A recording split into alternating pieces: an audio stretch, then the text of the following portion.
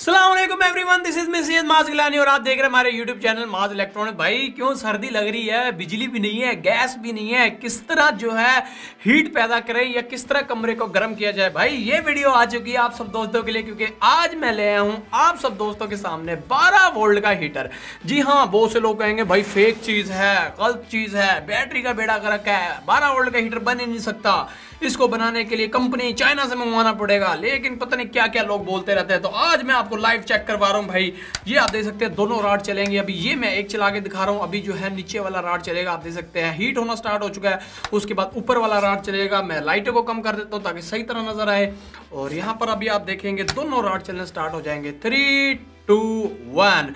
तो वाह जी, बहुत ही कमाल की चीज बन चुकी है। आप देख सकते हैं भाई हीट होना स्टार्ट हो चुके हैं। और अगर आप एक राड चलाना चाहें एक चला सकते हैं, दूसरा बंद करना चाहें दूसरा बंद कर सकते हैं, आपके ऊपर है। दोनों